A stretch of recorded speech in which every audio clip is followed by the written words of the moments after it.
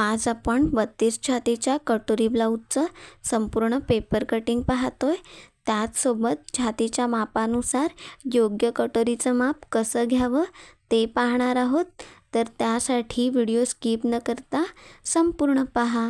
इथे आपण double fold paper घेतला आहे, कारण एकाच वेळी पुढील आणि मागील दोन्ही भाग ड्राफ्टिंग कटिंग करणार आहोत। तर ही आपली मापं आहेत। पूर्ण उंची आहे 12 इंच, छाती 32, कंबर 26 इंच, पुढील गळा 6 इंच, मागील गळा 9 इंच, बाही लांबी 5 आणि दंडघेर 5.5 इंच। तर ह्या मापानुसार कटोरी ब्लाऊजचं पेपर कटिंग पाहतोय। तर सुरुवातीला आपण पूर्ण उंची टाकत असतो। तर कटोरी ब्लाऊजमध्ये पूर्ण उंचीमध्ये 1 इंच ॲड करायचं असतं। तर आपली पूर्ण उंची आहे 12 इंच, त्यामध्ये 1 इंच ॲड करून इथे आपण वरच्या साईडने खालच्या साईडला 13 इंचाला मार्क करून सरळ रेषा ड्रॉ करून घेतोय। नंतर शोल्डरचं माप टाकायचं आहे। तर मागील गळा हा डीप नेक आहे, त्यानुसार शोल्डर आपण 5 इंच घेतोय। लक्षात घ्या, जेव्हा तुमचा मागील गळा हा डीप नेक असतो तेव्हा शोल्डर हे कमी होत असतात।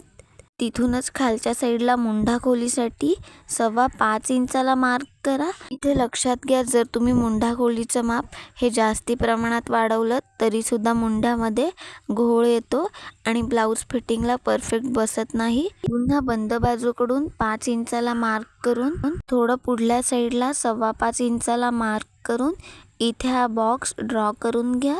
अशा पद्धतीने मार्क केल्याने छाती रेषा आणि मुंढा रेषा अगदी सरळ रेषेत येतात। त्यानंतर छाती रेषेवर छातीचा चौथा भाग आणि त्यामध्ये 1.5 इंच शिलाई मार्जिन। इथं शिलाई मार्जिन तुमच्या आवडीनुसार कमी जास्ती करू शकता। त्यानंतर कमरेच्या रेषेवर कमरेचा चौथा भाग, 1 इंच बॅक साईडचा टक्स आणि 1.5 इंच शिलाई मार्जिन। आता मार्जिन रेषा जोडून घेऊयात, म्हणजेच पुढील मापं टाकायला सोपं जाईल। तर कटोरी ब्लाऊजमध्ये ब्लाऊजची पुढील सगळी मापं हे मार्जिन रेषेच्या आतल्या साईडला येत असतात। मागील गळा डीप नेक आहे, त्यानुसार गळा रुंदी घेतोय 2 इंच। पुढील गळ्याची खोली 6 इंच आहे, त्यामध्ये अर्धा इंच शिवण्यात असं 6.5 इंचाला मार्क करून पुन्हा बंद बाजूकडून 2 इंचाला मार्क करून इथे हा बॉक्स ड्रॉ करून घेऊयात। या बॉक्समध्ये पुढील गळ्यासाठी गोल गळ्याचा शेप ड्रॉ करून घेतोय। कटोरी ब्लाऊजमध्ये नेहमी पुढील गळ्यासाठी गोल गळ्याचाच शेप घ्यायचा। आता मुंढ्याचं माप टाकतोय। मागील मुंढ्यासाठी मध्यातून 1.5 इंचाला मार्क करा, तिथूनच अर्धा इंच आतल्या साईडला पुढील मुंढ्यासाठी। त्यानंतर मुंढा लाईनचा मध्य काढून घ्या। टेप अशा पद्धतीने मध्यातून फोल्ड करून मध्यात मार्क करून घ्या। आता फिटिंग लाईनच्या इथे 1.5 इंच खालच्या साईडला येत मागील मुंड्याचा शेप ड्रॉ करून घेतोय। त्याच पद्धतीने पुढील मुंड्याचा शेप सुद्धा ड्रॉ करून घ्यायचा आहे। आता आपण योगपट्टीचं माप टाकतोय। तर आपली छाती ही 32 आहे, म्हणजेच अतिशय हेवी छाती नाही आहे। तर इथे आपण 2 इंचाची योगपट्टी घेतोय। पहा, खालच्या साईडने 2 इंचाला मार्क करून इथे आपण सरळ रेषा ड्रॉ करून घेऊयात। त्यानंतर योगपट्टीला गोलाकार देण्यासाठी छातीच्या 10व्या भागावर मार्क करायचं। 32चा 10वा भाग येतो 3.2 इंच। आयुगपट्टीच्या बाजूने योगपट्टीवर 3.2 इंचाला मार्क करून घ्या। त्यानंतर योगपट्टीच्या वरच्या साईडला 1.25 इंचाला मार्क करून गोल आकारात योगपट्टीचा शेप ड्रॉ करून घ्या। कटोरी ब्लाऊजमध्ये आयुगपट्टीच्या बाजूला अशा पद्धतीने गोल आकारात शेप देणं गरजेचं आहे, तेव्हाच आपला ब्लाऊज छातीला परफेक्ट फिटिंगला बसतो। त्यामुळे योगपट्टीचा शेप अशा पद्धतीने देणं गरजेचं आहे। आता सगळ्यात महत्त्वाचं, कटोरी काढण्यासाठी जर तुम्हाला कटोरीचं परफेक्ट माप माहीत नसेल तर ते छातीच्या मापानुसार कसं काढावं ते पाहूया। इथे आपण छाती लिहून घेतोय 32 इंच। तर कटोरी काढण्यासाठी छातीचा 6वा भाग घ्यायचा असतो। तर 32 छातीचा 6वा भाग येतो 5.3 इंच। तर आता 6व्या भागातून अर्धा इंच मायनस करून घ्यायचं आहे। कटोरी काढण्यासाठी अर्धा इंच मायनस करणं गरजेचं आहे, म्हणजेच आपलं एकूण अंतर आलं 4.8 इंच।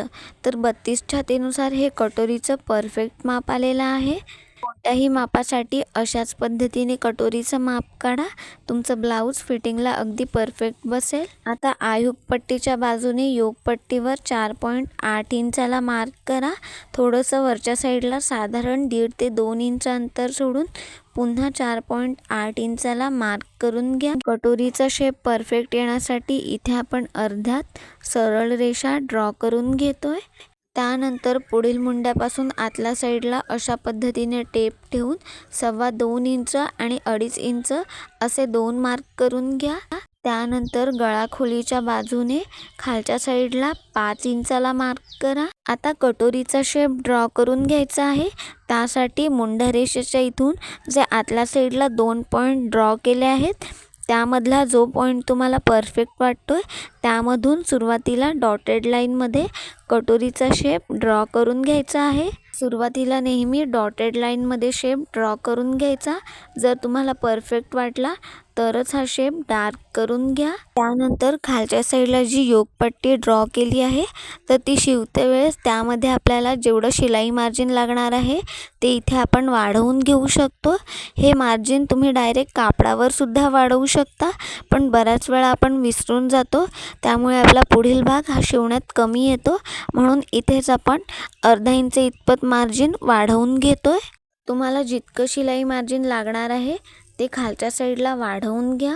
इथे आपण योकपट्टीच्या खालच्या साईडला अर्धा इंचाला मार्क करून सरळ रेषा ड्रॉ करून घेतली. इथे आपल्या कटोरी ब्लाऊजच्या पुढील भागाचं संपूर्ण ड्राफ्टिंग झालंय. इथे एक गोष्ट लक्षात घ्या, जो आपला बॅक साईडचा 1 इंचाचा टक्स आहे जो की आपण पुढे सुद्धा वाढवून घेतला आहे, तर ते 1 इंच मार्जिन पुढील भागात आपल्याला आहे असं ठेवायचं आहे. कारण जेव्हा आपण आयुक पट्टी जोडतो तेव्हा ते शिवण्यात जातं, त्यामुळे पुढील भाग हा परफेक्ट मापानुसार तयार होतो. त्यामुळे हे आपल्याला कटिंग नाही करायचं आहे. आता आपण पुढील भागातून मागील भाग कसा सेपरेट करावा ते पाहूयात. त्यासाठी मार्जिन रेषेपासून इथे कटिंग करायला सुरुवात करतोय. इथे आपल्याला मार्जिन रेषा कटिंग करत मागील मुंड्याचा शेप आहे असा कटिंग करून घ्यायचा आहे. त्यानंतर इथे आपल्याला दोन्ही भाग सेपरेट करून घ्यायचे आहेत. तर इथे आपण मागील भाग पुढील भागात जे योकपट्टीसाठी अर्धा इंच मार्जिन घेतलं होतं ते आपल्याला मागील भागातून कटिंग करून घ्यायचं आहे. तर खालच्या साईडने अर्धा इंचाला मार्क करून इथं सरळ रेषा ड्रॉ करून घ्या. त्यानंतर गळा रुंदी घेतली आहे 2 इंच, मागील गळ्याची खोली आहे 9 इंच, त्यामध्ये अर्धा इंच शिवण्यात असं 9.5 इंचाला मार्क करून पुन्हा बंद बाजूकडून 2.5 इंचाला मार्क करून इथे हा बॉक्स ड्रॉ करून घेतो. खालच्या साईडने गळ्याची खोली 3 इंचापर्यंत वाढवू शकता. जर तुम्ही ब्लाऊजला नॉट लावणार असाल तर 3.5 इंचापर्यंत सुद्धा वाढवू शकता. इथे आपण मागील गळ्यासाठी साध्या गोल गळ्याचा शेप ड्रॉ करून घेतोय. त्यानंतर मागील भागाच्या टक्ससाठी बंद बाजूकडून आतल्या साईडला 4 इंचाला मार्क करा. दोन्ही बाजूला अर्धा इंचाला मार्क करून उभा टक्स 4.25 इंच घेतोय. आता हा टक्स जोडून घेऊयात. त्यानंतर बॉटमला जे एक्स्ट्राचा पेपर आहे ते आहे असं कटिंग करून घेतोय. त्याचसोबत मागील गळ्याचा शेप आहे असा कटिंग करून घ्या. इथे आपल्या 32 छातीच्या मागील भागाचं संपूर्ण ड्राफ्टिंग कटिंग झालं आहे. आता आपण मागील भाग घेतोय. सुरुवातीला योकपट्टीचा शेप आहे असा सेपरेट करून घ्यायचा आहे. त्यानंतर पुढील मुंड्याचा शेप कटिंग करून घ्या. त्यानंतर पुढील गळ्याचा शेप आहे असा कटिंग करून घ्यायचा आहे. त्यानंतरच पुढील दोन्ही साईड पार्ट सेपरेट करून घ्यायचे आहेत. आता हे साईड पार्ट बाजूला ठेवून ही मूळ कटोरी आहे ती आपल्याला पुढे वाढवून घ्यायची आहे. त्यासाठी ही मूळ कटोरी मध्यातून फोल्ड करून घ्या. समोरच्या साईडला जे 1/2 इंच एक्स्ट्रा आलं आहे तिथं आपल्याला मार्क करायचं आहे. त्यानंतर मध्यात नॉच देऊन घेतोय. त्यानंतर ही मूळ कटोरी ओपन करून जिथे आपण 1/2 इंचाला मार्क केलंय तिथून मध्यापर्यंत असा गोलवा शेप द्या. त्यानंतर हे एक्स्ट्राचं पेपर कटिंग करून घ्यायचं आहे. आता ही कटोरी आपण वाढवून घेतोय. त्यासाठी इथं आपण हा पेपर घेतला आहे. पहा, आपली छाती ही अतिशय हेवी नसल्याने इथे आपण 1.25 इंचाने ही कटोरी वाढवतोय. तर बंद बाजूकडून 1.25 इंचाला पॉईंट देऊन तिथपर्यंत सरळ रेषा ड्रॉ करून घ्या. तर जिथे आपण मार्क केलंय त्याच्या पुढल्या साईडला ही कटोरी अशा पद्धतीने ठेवून घ्या. त्यानंतर जो मूळ कटोरीचा गळ्याचा शेप आहे तो आहे असा कापडावर ड्रॉ करून घ्यायचा आहे. ही कटोरी जोडल्यानंतर जे पुढल्या साईडला आयुक पट्टी जोडण्यासाठी जे 1/2 इंच एक्स्ट्रा लागणार आहे ते इथे आपण वाढवून घेतोय. पुढल्या साईडला 1/2 इंचाला मार्क करून तिथून बंद बाजूपर्यंत अशी क्रॉस लाईन ड्रॉ करून घ्यायची आहे. त्यानंतर मूळ कटोरीच्या पुढल्या बाजूला 1.25 इंचाला मार्क करून घ्या. तिथपर्यंत सरळ रेषा ड्रॉ करून घ्या. आता ही कटोरी आपण वरच्या साईडने वाढवून घेतोय. तर वरच्या साईडला अर्धा इंचाला बाहेरच्या साईडला मार्क करून घ्या. त्यानंतर गळ्याच्या बाजूने इथे आपण खालच्या साईडला जे 1.25 इंचाला मार्क केलं तिथपर्यंत अशी डॉटेड लाईनमध्ये कटोरी वाढवून घेत. सुरुवातीला डॉटेड लाईनमध्येच वाढवा. जर तुमचा शेप चुकला तर इथे तुम्ही दुरुस्त करू शकता. त्यानंतर हा कटोरीचा शेप डार्क करून घ्या. त्यानंतर ही कटोरी मध्यातून वाढवायची आहे. त्यासाठी मध्यात मार्क करून घ्या. तिथूनच खालच्या साईडला 1.5 इंचाला मार्क करून तिथपर्यंत सरळ रेषा ड्रॉ करून घ्या. आता दोन्ही बाजूचे टोक इथे आपल्याला मध्यात जोडून घ्यायचे आहेत. पहा, अशा पद्धतीने तिरक्या आकारात दोन्ही शेप जोडून घ्यायचे आहेत. इथे आपण अगदी सोप्या पद्धतीने आणि छातीच्या मापानुसार कटोरी वाढवून घेतली. आता ही वाढवलेली कटोरी आहे अशी कटिंग करून घेतोय. आपली जी मूळ कटोरी आहे ती फेकून द्या, नाहीतर मग बऱ्याच वेळा मूळ कटोरी कापडावर वापरतो त्यामुळे ब्लाऊज फेल जातो. आता ही कटोरी मध्यातून फोल्ड करून घ्या. खालच्या साईडला साधारण 1 रेषा इतपत जे एक्स्ट्राचं पेपर आहे ते सरळ रेषेत कटिंग करून घ्यायचं आहे. तर 32 छातीच्या टक्ससाठी आडवा टक्स 1.25 इंच घेतोय आणि उभा टक्स 2.5 इंच घेतोय. आता इथं हा टक्स ड्रॉ करून घेतोय. इथं पाहताय आपल्या कटोरीचा शेप हा अगदी परफेक्ट आला आहे. आता आपण बाहीचं कटिंग करून घेतोय. त्यासाठी हा पेपर मध्यातून फोल्ड केला आहे. पहा, समोरच्या साईडला याची ओपन बाजू आहे. आपल्या बाहीची पूर्ण उंची आहे 5 इंच. तर त्यामध्ये 1 इंच ॲड करून इथे आपण 6 इंचाला मार्क करतोय. जर ही आपली बिना अस्तरची बाही असती तर यामध्ये आपण 1.5 इंच मार्जिन घेतलं असतं, म्हणजेच 6.5 इंच. तर अस्तरची बाही असल्याने 6 इंचाला मार्क करून इथं आपण वरच्या साईडला सरळ रेषा ड्रॉ करून घेतोय. त्यानंतर बाहीसाठी घडी घेत असताना छातीच्या मापानुसार घ्यायची, नाहीतर मग आपली बाही ही शिवण्यात कमी पडते.